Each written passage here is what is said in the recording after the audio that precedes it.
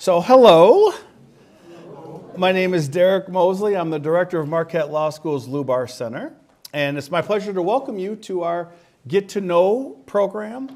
And the Get to Knows, for those of you who aren't familiar with them, it's an opportunity for us to get to know a little bit better people here, not only in the city of Milwaukee, but also the state and nationally, what they do and how they affect our lives every day.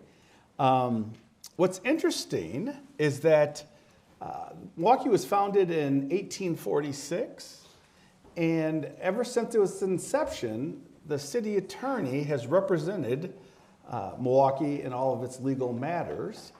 What's interesting that you might not know, that from 1984 until now, there had only been 2 city attorneys. One of the city attorneys, of course, being Grant Langley, and then the other being Tierman Spencer. But what's also interesting is that some pretty high-profile people have held that position, like Dan Hone. I think that there might be a bridge named after him somewhere. But it's my pleasure to introduce you the third person to be elected during that span. Please welcome our guest for this Get to Know, Milwaukee City Attorney Evan Goyke.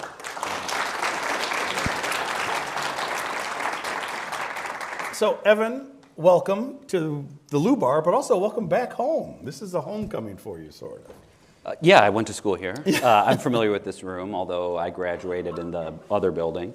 My wife is also a graduate of Marquette University Law School, and so when I was parking coming here, my flashback was all of the nights that I spent on 11th Street waiting for her to get done with class and picking her up and driving home. I'll just start dovetailing into your introduction. Yeah. I'm going to announce a controversial announcement. I have no intention of being city attorney for 34 years. So we'll be somewhere in between those two guys that you mentioned. But yeah, it's been 5 months and an interesting journey and a real honor and pleasure, and excited to get into a discussion about what the office does and some of the priorities that I have. So let's talk about you, right? So you were born in the Neenah area. Right. And then moved to Madison, or yeah, grew up in Madison. Grew up in Madison. So before I was born, from 1974 to 3 weeks before my birth in November of 1982, my father, Gary, served in the Wisconsin State Senate. And so, like any good former elected legislator, he became a lobbyist and has been a lobbyist since roughly my birth. I think he tells the story, and I don't know how true it is, that he was here in Milwaukee for an interview for his first lobby client and drove back up to Oshkosh the night of my birth to be there with my mom when I was born. And so I grew up in Madison, grew up in a political household, and for much of my life was determined to not do that. And kind of push away, my family reunions were very much kind of Democratic Party politics, so the Democratic convention was kind of a homecoming, and I hated it as a kid, and then kind of came full circle as a young adult. And my mother's an attorney and had always had an interest in the law from kind of growing up, understanding what she did, and then kind of married the two. Yeah, so you attended Marquette Law School. And when you attended here, what did you specialize in? What did you like to do, activities-wise? I think if I had a major, it was credits not taught in the law school. So it was like whatever internship I could do to not be in a room like this, listening to people like us. Judges, the DA's internship, the Milwaukee Street Law program, worked for Senator Herb Kohl. So really had an emphasis in getting out of the building and into kind of meeting people and being, learning the practice of law. I had an interest in being in the courtroom, and I liked trial work and wanted to be a litigator, and that necessarily gravitates you often to criminal law, the practice of criminal law. So my third year, I was in the Hammership, Professor Hammer's internship with the Milwaukee County District Attorney's Office.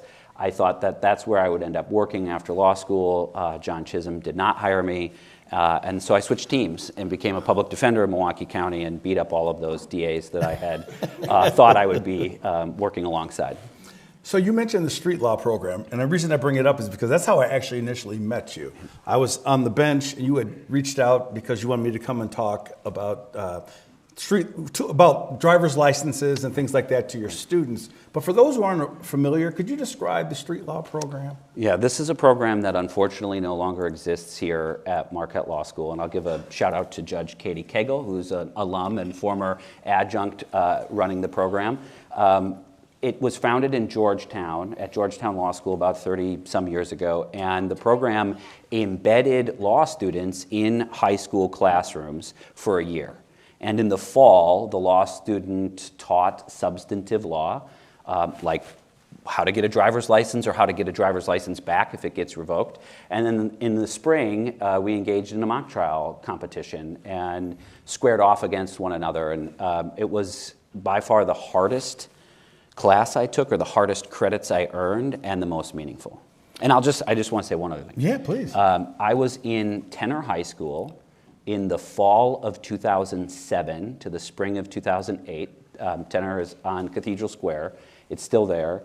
And I still have connections with a number of the high school students that I taught, including this last year in the state capitol, a young woman who is an advocate in a youth homeless prevention for youth, a kind of service delivery nonprofit here in Milwaukee.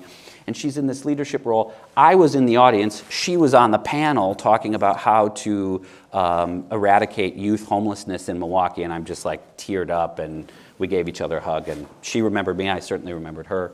And so that was really the most impactful experience I had. That class was great. And I hope someday we bring it back. Maybe you two can get together and bring it back here to the law school. I'm in. Gene Kearney is probably listening somewhere, so this is our application to bring this back. And to the law students that are in the room, whether or not there is a program called street law or what that looks like in the future, I just want to, it doesn't matter what it's called. The point that I want to make to you is opportunities to make meaningful connections with people. It was really the impact. The vehicle was this program called Street Law. So whether that's dedicating time at the legal clinic or some other pro bono opportunity, the most impact that I had was spending time and developing relationships with normal human people and learning how to translate the law that you're being taught into some translation into something that they could understand. And that was a skill that serves lawyers well. How do you take complex legal issues and translate them for your clients? So you graduated here in '09, I believe, and then you went to the public defender's office. What kind of cases did you handle over there? Well, there's this gap in between. So graduating in the spring of 2009 was not a great moment in our economy, and there weren't a ton of people hiring.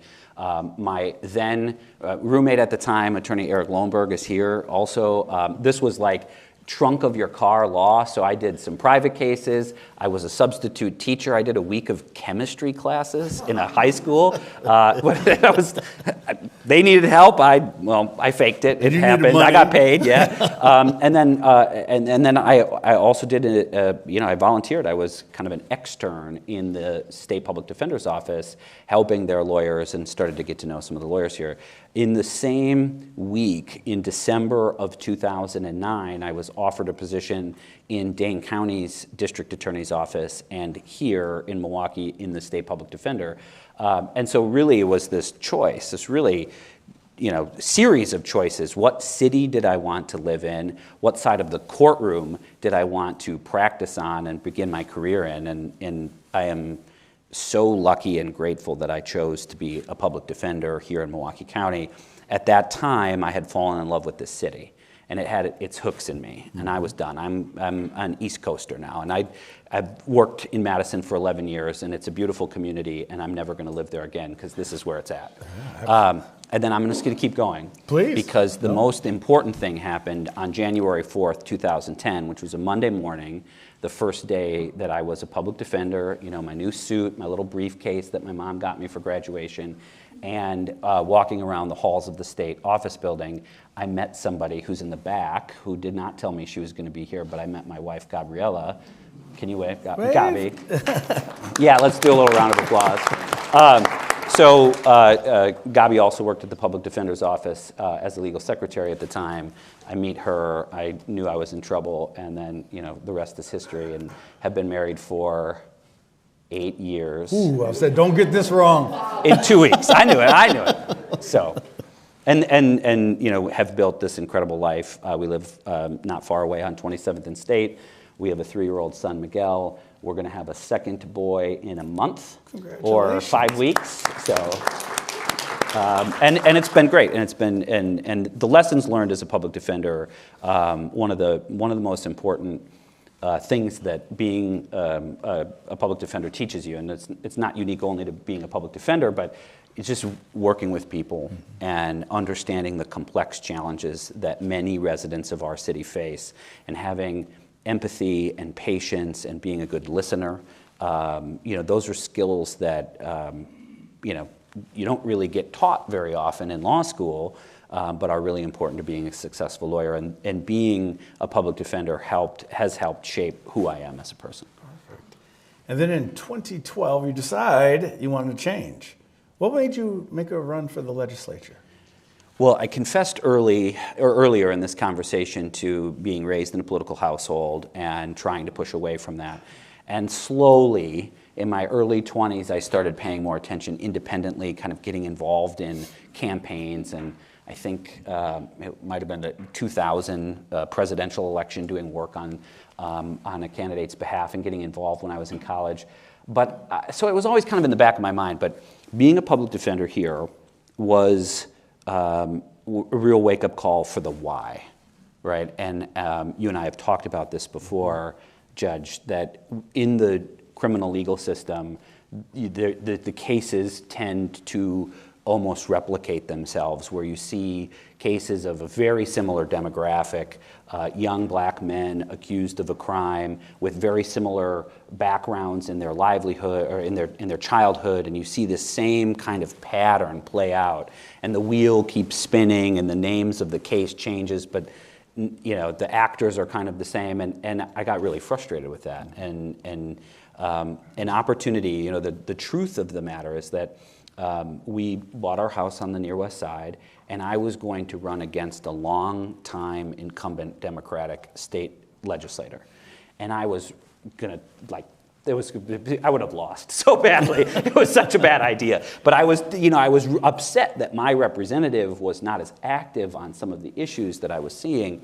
And I even told him to his face, I'm going to take you out and watch out. And then in 2011, 2012, we had new districts. And my little neighborhood of Concordia went from the 16th Assembly District to the 18th Assembly District. And I wasn't going to run because I was represented by a wonderful advocate named Tamara Grigsby.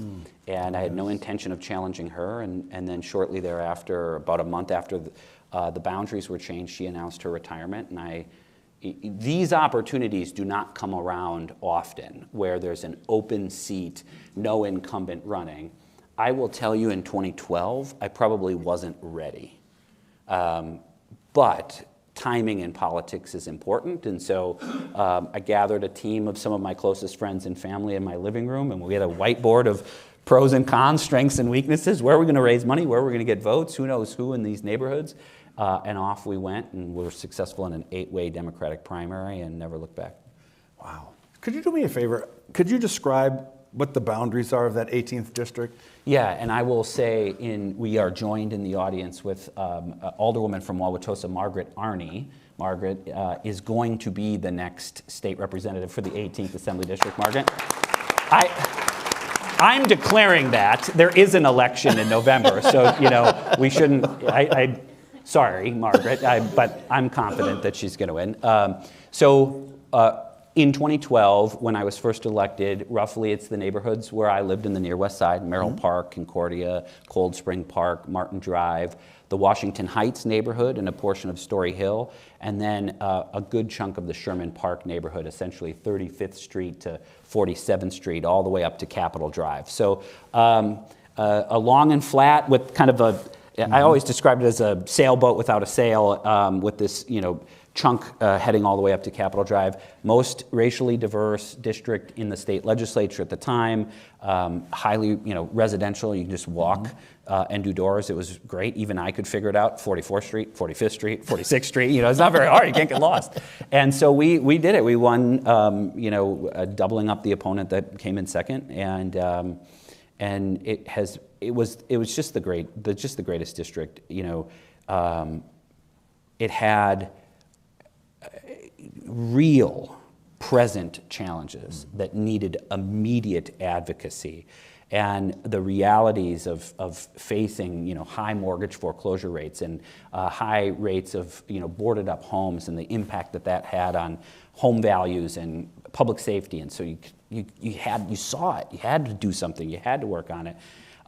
It also, in the Washington Heights, we sometimes refer to the St. Seb's Mafia. I don't want to call them mafia. I know you have deep St. Seb's. You're part of it. Yeah, I know you are. But Mayor Barrett, his then chief of staff, the Altenbergs, the Skorowskis. So as the state representative for the area, you're representing all of these leaders of city government, and it turns out they had legislative asks.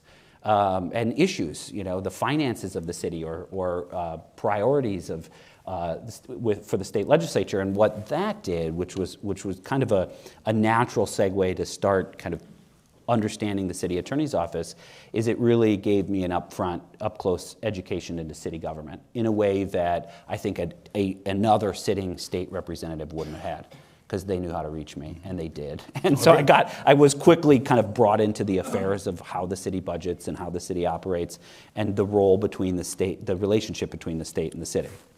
So let's talk about your legislative career. What were some of the committees that you served on, and some things that you're proud of that you did while you were there? I've gotten to 12 years, 11 and a half years, served on a number of committees. I think the most fun is definitely the Joint Committee on Finance, which is the state's budget committee. It's a 16-member committee, 8 senators, 8 representatives, and it's the pinnacle of legislative debate. You kind of got to earn your way on to that committee, and so it's where the most debate actually happens, and it was a lot of fun. And I miss and will forever miss the seat that I had in that room. You have this dais kind of like this room, kind of shaped like a circle, and you get to sit and point and see that was great. I mean, that was the height of the debate. And the budget process lasts months and months and months, and you become a little dysfunctional family of 16 members and staff. I am doing more reflection with regret than patting myself on the back. There's more that I didn't get done that I should have gotten done than I want to kind of brag about in this room. I have just deep remorse that we could not get across the goal line a fix and modernization to our expungement law. Expungement is a process where individuals convicted of a low-level criminal offense can go back to court and kind of show the judge that they have earned a second chance and have that record sealed from view of landlords or employers. We have a very restrictive expungement law that has the judiciary, prosecutors, defense bar, the state bar, everybody's weighed in. Employers, employee groups. We had like 28 organizations in favor, and some that don't like each other. The ACLU and the Americans for Prosperity in one press conference talking about how this helps us as a state, and we couldn't get it across the goal line, and that will haunt me. But we did do some work in the juvenile justice setting, and that work is unfinished, but set in motion the hopeful future closure of Lincoln Hills and Copper Lakes. I had some very meaningful work with the city attorney's office in sheriff auctions. There was a loophole that we helped close, and Greg Hagopian, who is a longtime assistant city attorney, is here, who I worked with on that project, where landlords would buy properties cheap at the sheriff auction. So the house was lost into mortgage foreclosure. Nobody was interested in buying it. So in the basement of the courthouse, there'd be an auction.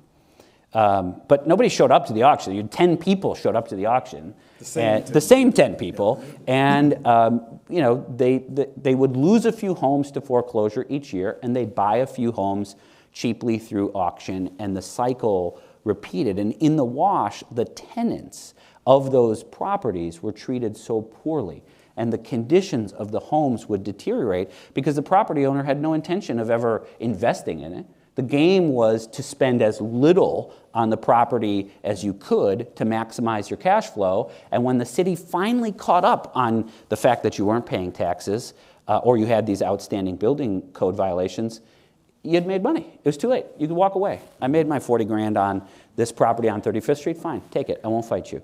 And so what we were able to do is create a state law that says that those individuals that owe taxes, property taxes, or building code, outstanding building code violations are ineligible bidders. They can't buy a property at sheriff auction.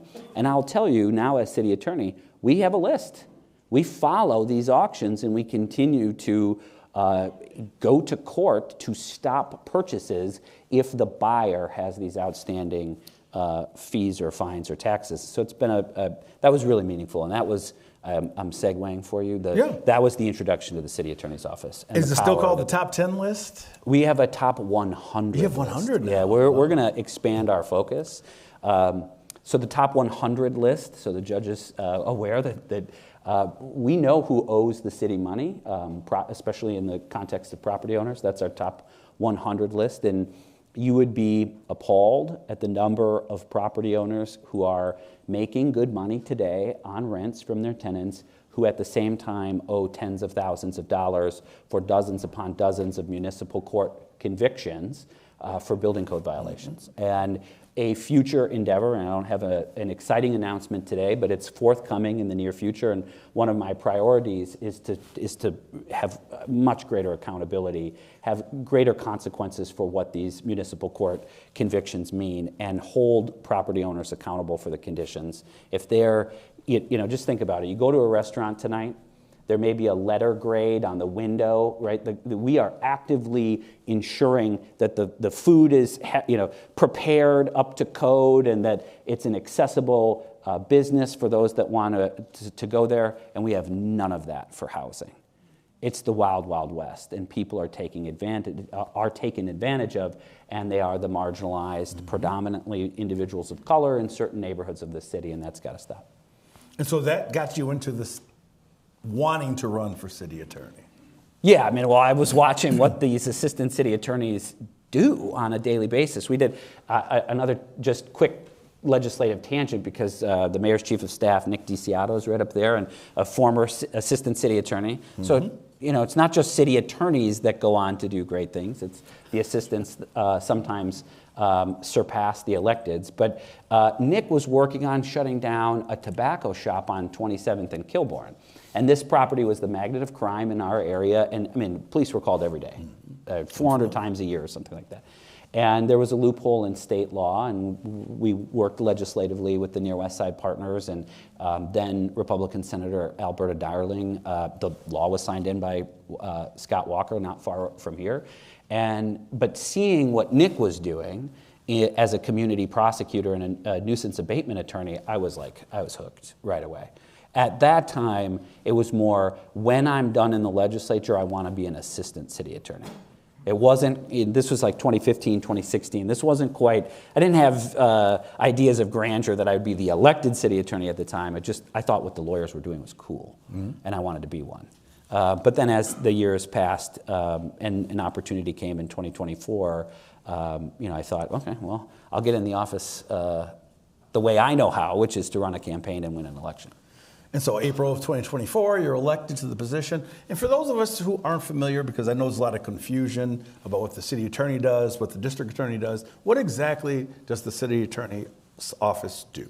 So we have nothing to do with criminal law. We do not prosecute any cases that could result in incarceration. Civil only. We do have 5 lawyers that prosecute municipal court citations in municipal court. That's a money-only penalty. As a firm, we have 40 lawyers. That's 35 assistant city attorneys, 4 deputies, and myself. And we represent, a huge portion of what we do is defend the city in litigation. The city gets sued a lot, from small claims of a garbage truck that took off the eave trough of a garage as they were rounding the corner in the alley, to high-profile, multi-million-dollar lawsuits of civil rights, alleged civil rights violations. So we have a litigation section, we have the municipal court and nuisance abatement section that we've been talking about. We do a tremendous amount of contract work for the city. We represent the city council, the mayor, the departments of city government when they are seeking to initiate a new policy. We are oftentimes consulted to make sure they can do that under state or federal or local law. One of our clients is the Milwaukee Election Commission. So one of the busiest teams in our office right now is a team of lawyers dedicated to make sure that the November election goes smoothly, it's free, fair, and any litigation, both current or after, is handled and that the city is adequately defended. Which brings me to this point. So you walk in April, you get sworn in City Hall, and they're like, well, welcome. We have the RNC coming in a couple months. By the way, MPS just fired their director. And we've got some stuff going on at the Housing Authority we're not quite sure about. Yep. And there's an election in November. So how did you get up to speed so fast on all those things? Well, I mean, first let me say I have a lot more to learn, and I don't think I'm up to speed, and I don't think I'll be up to speed, and I don't think anyone in my position should be so confident to say that they know everything and are up to speed, because it's always evolving and changing. And one of the really exciting parts of the office is also the very stressful part of the office, is we're at the forefront of legal challenges like in election law, making law with the city council or the RNC. So there's always a new issue. So you're never really there. I would say one strategy is that I put ice in the glass first, and then I put a little gin on the ice and a little lime on the gin and a little. No, I've been trying to cut down on that. I have a great team. You asked the question. How do you get up to speed? You hire good people, and you trust the good people you've hired.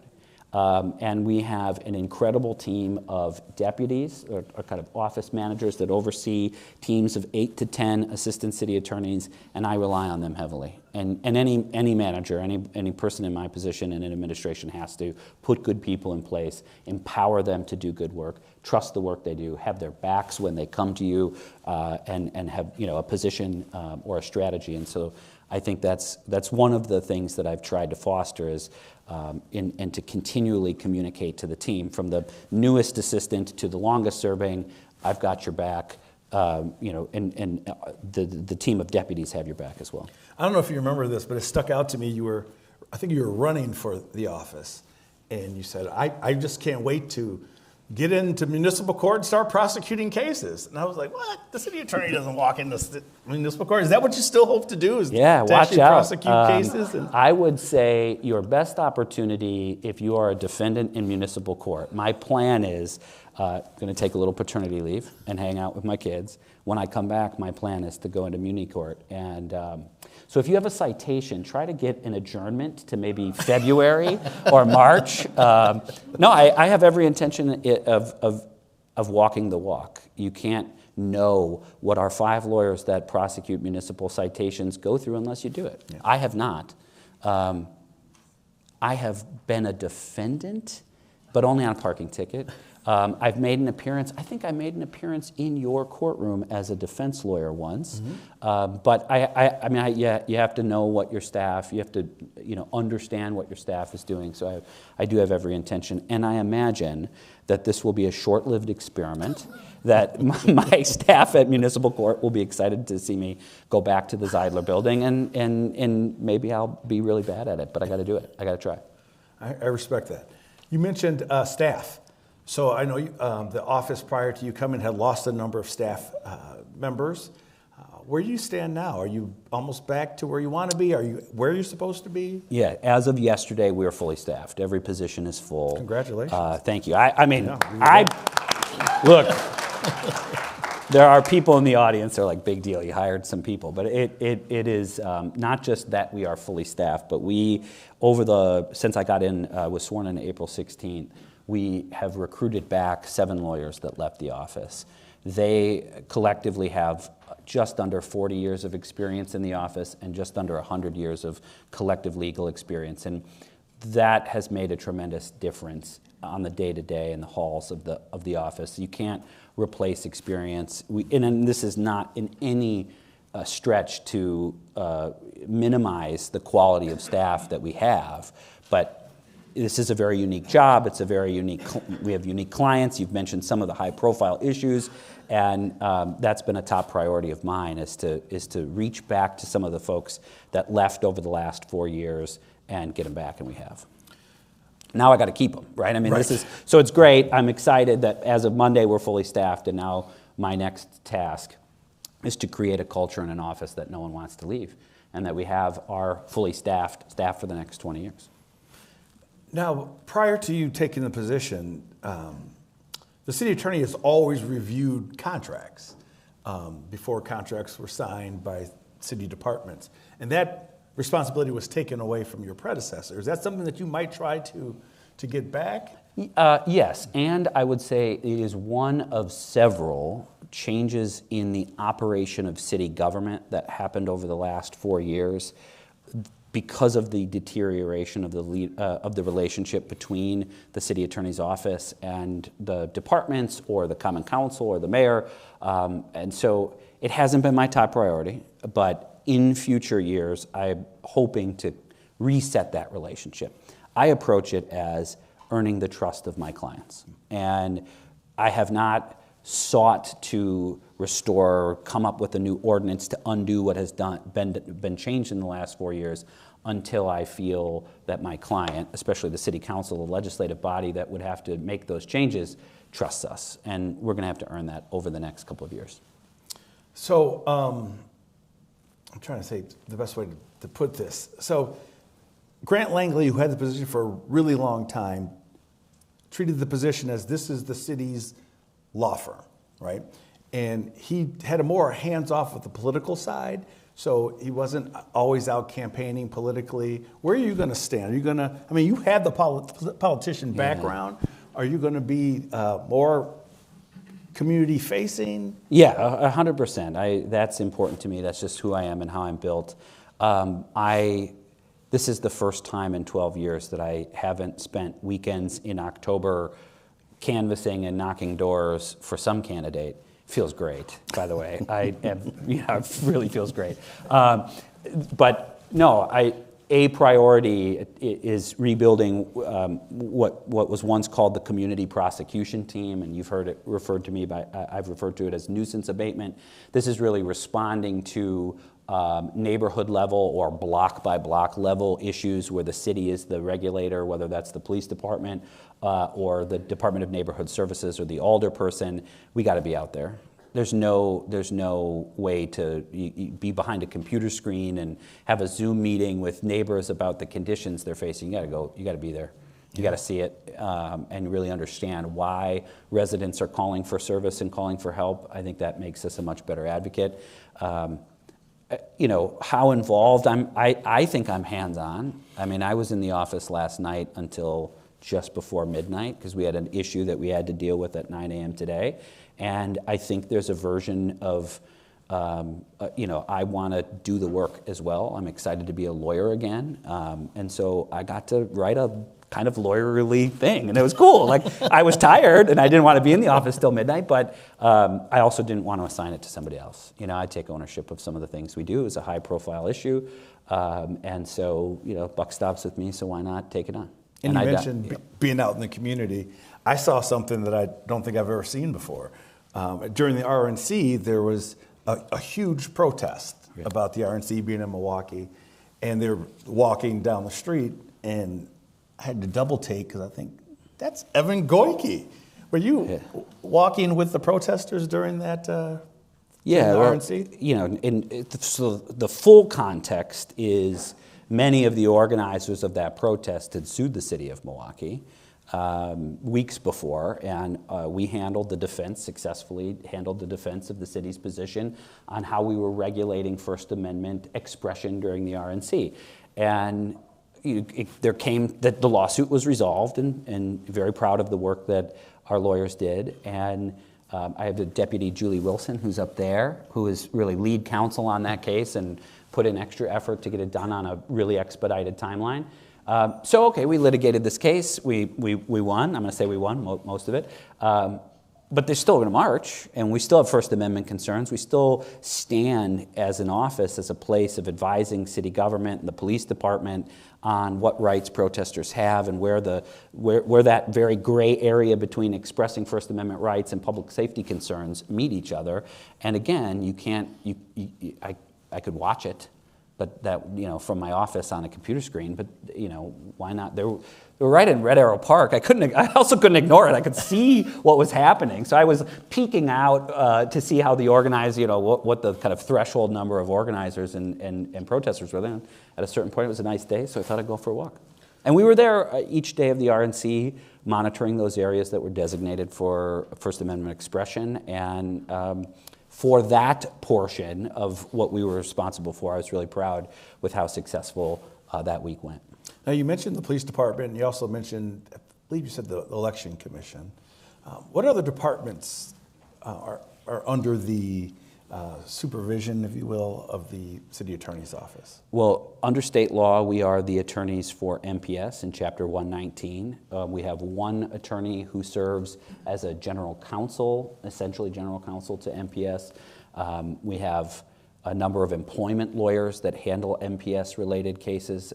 They have 8,000 employees, so employment-related matters are not an infrequent issue that we deal with. Some real estate issues for MPS.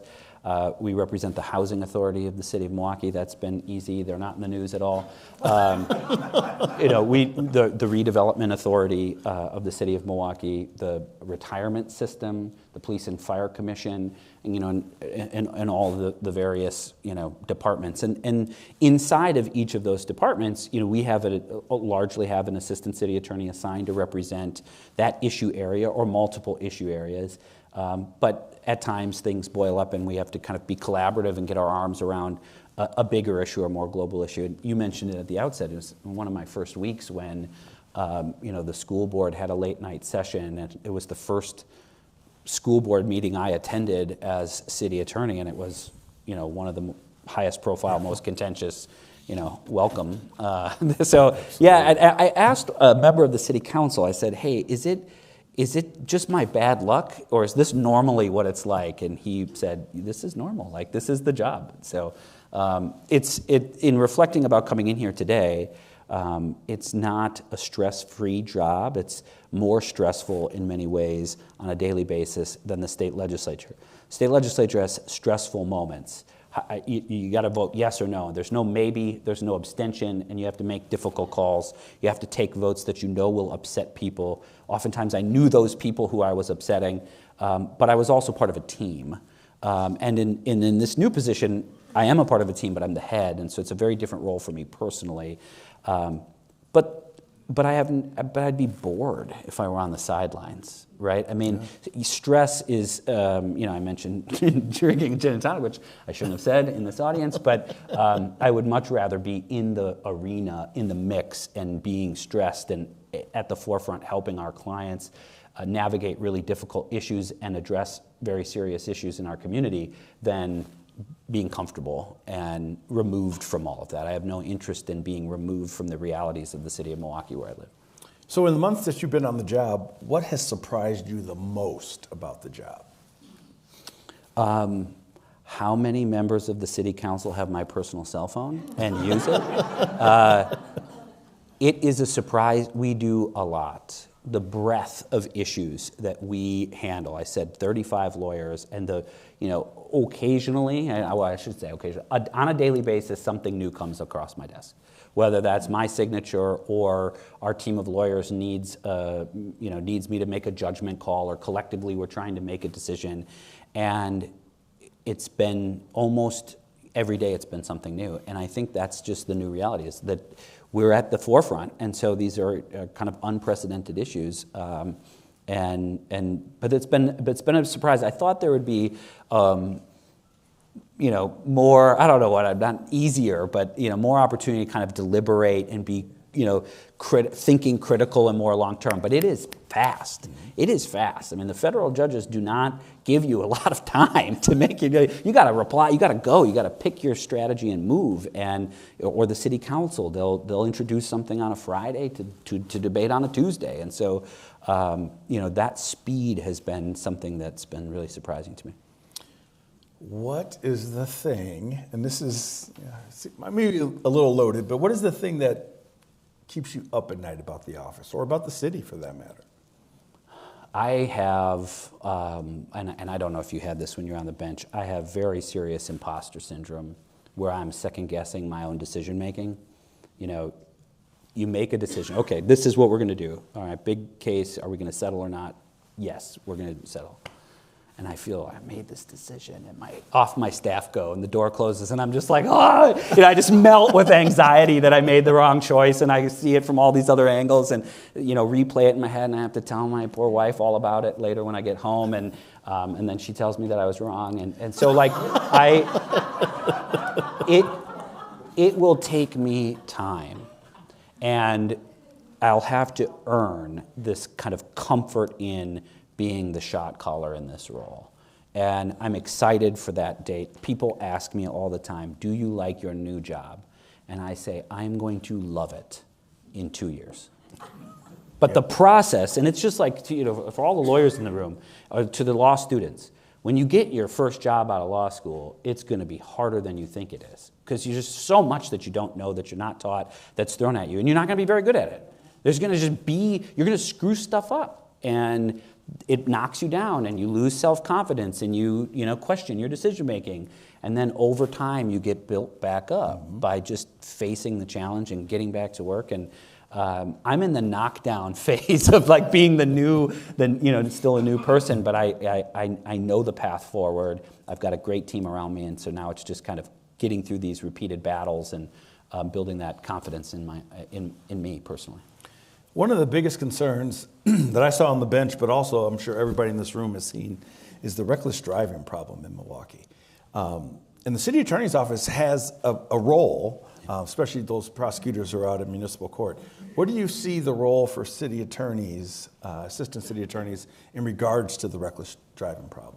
Yeah, it's my opinion that our procedure at municipal court, ours, the city attorneys, has really not been reviewed critically for a number of years. It's an easy area that just kind of works on its own. And in an initial conversation with some of the lawyers there, we identified, it's not uncommon in a criminal-like setting or the municipal setting that there's plea negotiations. In exchange for a plea, we'll reduce points, money, and often that comes with a reduction of the charge. You were issued a 20 over speeding, and we'll knock it down to 10 over, and that in turn will knock down the number of points and the dollar amount. And we were doing that with reckless driving citations. And what we announced 2 weeks ago is that we're not going to amend or dismiss those tickets anymore.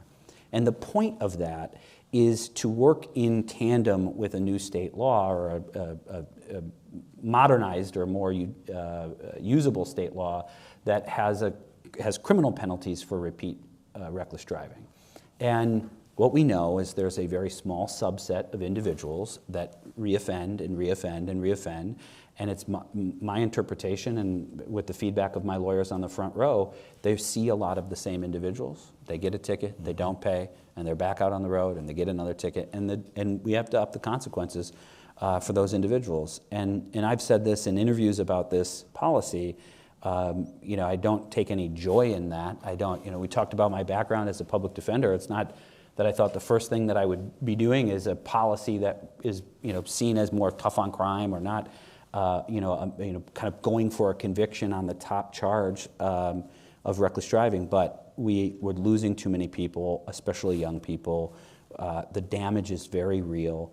You see it in people that lose their livelihoods because they were a bystander in their car, So anyway, I don't want to belabor the point. Everyone in this room understands there are challenges with reckless driving.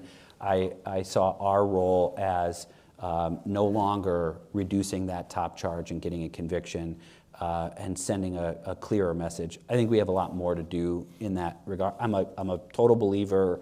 I'm sure if we polled the audience, many people would hate the bump outs and the protected bike lanes, and I love all that stuff. We've got to do the infrastructure side and just simply physically slow people down. We have to do driver's ed in schools. That's a bill that passed, and it's coming back. We could do more with the courts to put people into driver's ed or driver training that come through municipal court. But enforcement is a part of that. And so we've adopted this new policy, and we'll be reviewing it. I'm not static. I'm not going to just declare this is the way we're going to do it and walk away from the problem. I want to see if it works. Well, this is just personal, but yeah, you have an opinion. I have an opinion, yeah. But this is what I wanted to ask you. What about legislation? Would the city attorney be involved in any legislation? I know you have the relationship already with a lot of legislators. For instance, the fact that, and people might not know this, but you don't have to take driver's ed. You can just turn 18 and just pass the test, and now you drive with absolutely zero over-the-road driving. Is there any intention to try to change that, to have some type of instruction? Yeah, so the city advances a formal legislative package, and it's, I don't know how many hundreds of items that the state, or that the city council and the mayor agreed, these are the issues in state law that we want to remedy. There is a chapter on driving. I don't want to quote, I don't think it's been passed yet, so I'm not sure that it's set in stone, but I have made it very clear to the advocates that work in the city, that are the lobbyists or the advocates for the city in Madison, to use me, to put me in. I've got the relationships. I know how that system works. I have every intention in staying involved. I want to help the city's efforts in whatever way I can. And frankly, I think it's very convincing often. I want to bring my assistants to Madison and be a part of that. They're often, as I was describing earlier, tobacco shops and sheriff sales. The assistant city attorney was in the trenches. I mean, they were front and center for how these gaps in state law were impacting neighborhoods, and they've got a great story to tell, and I'll help give them that opportunity in Madison. I certainly know how to do that, and I think we can be a compelling part of the city's legislative advocacy, and I have no interest in shielding our law firm from being involved in these debates. We're seeing it, so we should seek to make those changes. Absolutely. So long as our clients have said we should. Should do it. All right, I'm going to open it up now for questions. Are there any questions for the city attorney? Oh, go here and then come on over to Judge Alice. Kevin, I'm a proud resident of the Story Hill neighborhood. Thank you for representing us in the legislature. Regarding my question, when Grant Langley was city attorney, the Journal Sentinel ran an investigative report on the foreclosure crisis, and it basically implied that Grant Langley was asleep at the switch.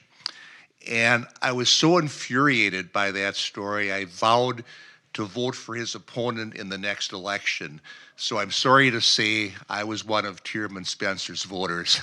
Anyway, with regard to that, in order to avoid situations like this in the future, where somebody who's not qualified gets into a position like you have, what are your thoughts on having the city attorney and the city controller be appointive positions rather than elective positions? And to accomplish that, does that require a change in state law, or could the city do that? I certainly, and now 5 months in, understand the tension of being an elected city attorney, and the masses, the populace of the city, are not my client. It is not uncommon that a resident of the city will come to our office seeking legal representation. You're the city attorney, I need an attorney, help. And we don't offer legal services to residents. Our client is the city entity or the corporate body. And so it's difficult because we have an ethical obligation to our clients, and that often makes us unpopular. There are only a few communities that elect their city attorney in Wisconsin. The clear trend has been to make them appointed positions. I think, I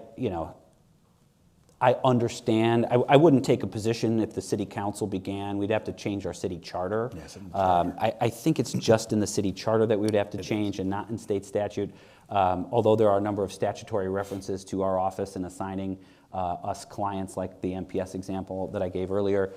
So I wouldn't get involved with the political decision. It's not the top priority. And the election, you know, I will say I was in a similar situation in 2020, and, you know, elections sometimes go the way you want and sometimes they don't, but there is this inherent accountability measure in the election. So I don't think it's the city's most pressing issue, and I certainly wouldn't get involved in the political debate about whether my position should be appointed. I don't want to lose the job, so I hope they don't do that tomorrow and fire me. But you know, I can't. I think the next largest community in Wisconsin with an elected city attorney is Sheboygan, and I think there's only 9 communities left, or 11, something like that. But a clear minority. Thank you for making yourself available to everybody, and thank you for being visible. My question is about the reckless driving. So you're implementing other changes, but is there more education and more at the high school level? So I'm currently in small claims and eviction, so I hope to see you when you come back. After municipal court, Judge. After municipal. Second stop. When I was in children's court, I tried to do something to implement more education, because I think every young individual wants a driver's license. So are you adding education or trying to add education alongside with implementing more enforcement of reckless driving? The answer is yes.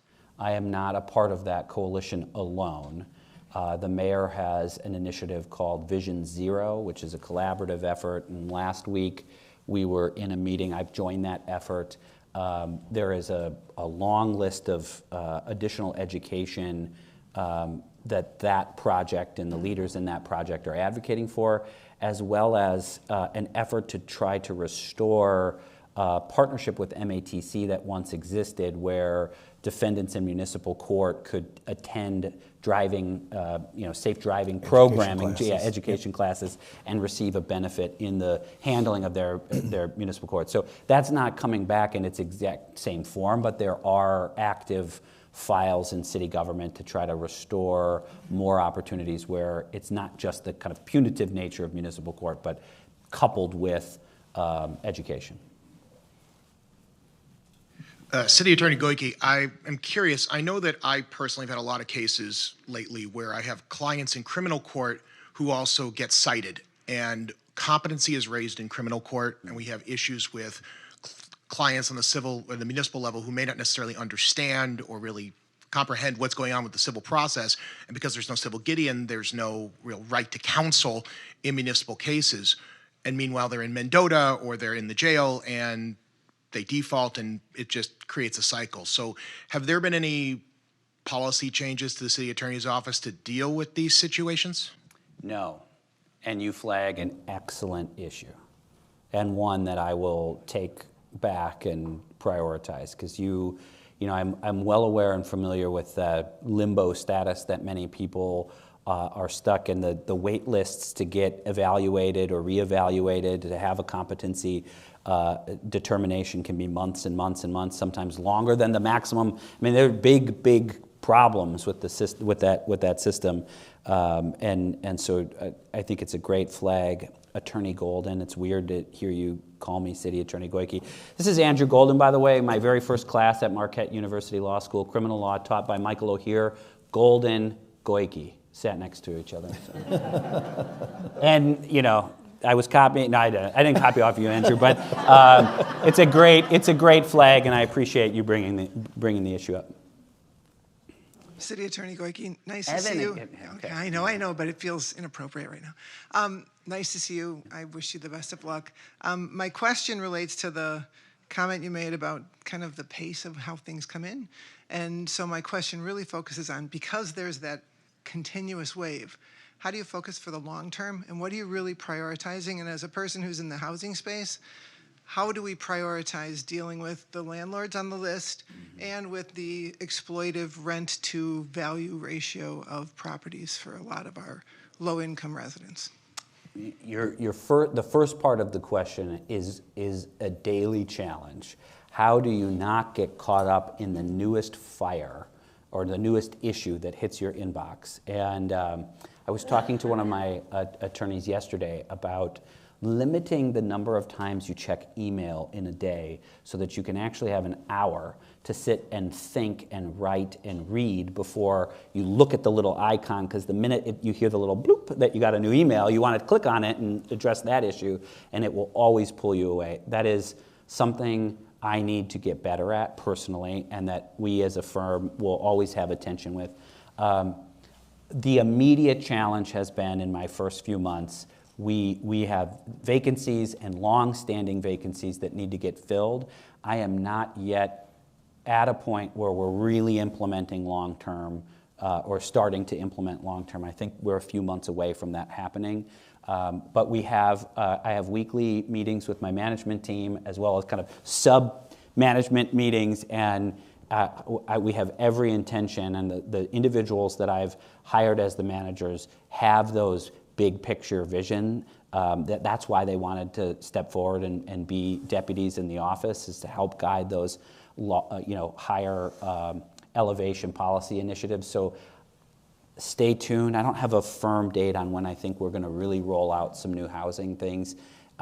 It has taken longer to address some of those vacancies and some of the challenges that I inherited in April. I don't want to lament on that, but it's just the reality. It's taken longer, and I can't prioritize 2026 at the expense of 2024, because right now those little blips on my email are actual fires that have to be put out.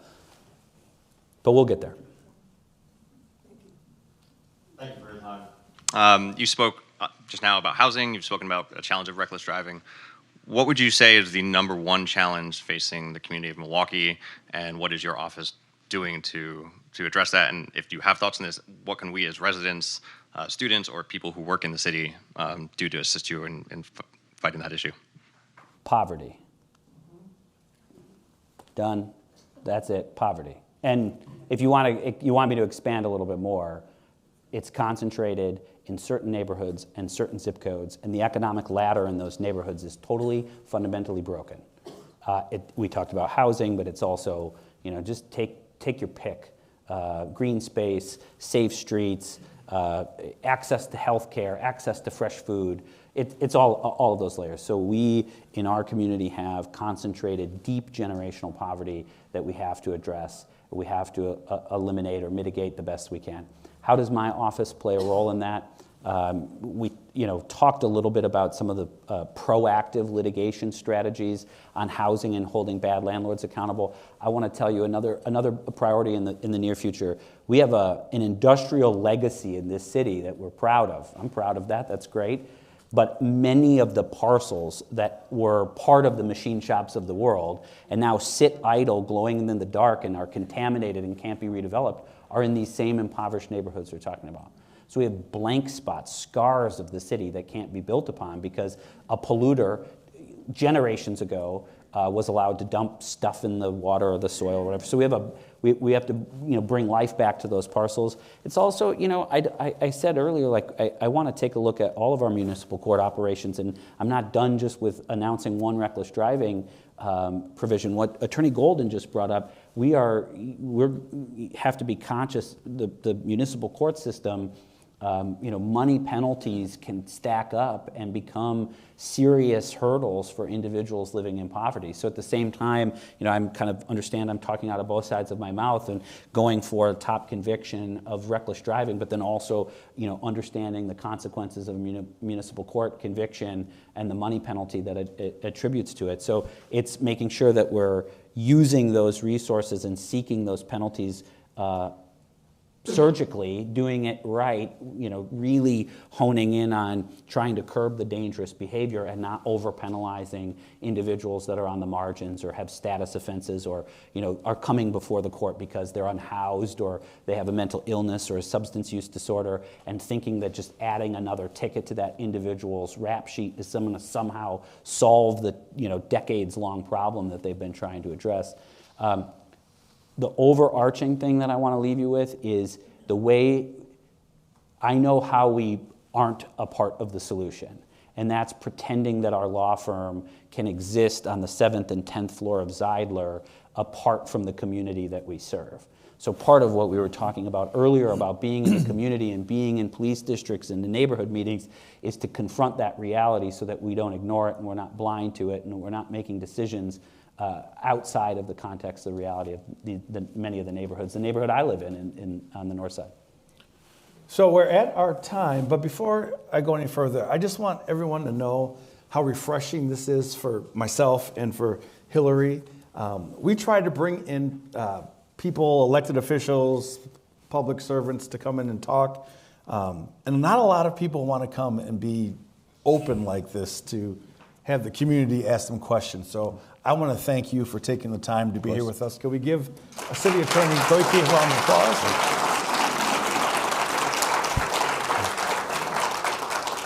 Also, we hope to see you all at the end of the month. We'll have our last Marquette Law poll before the election.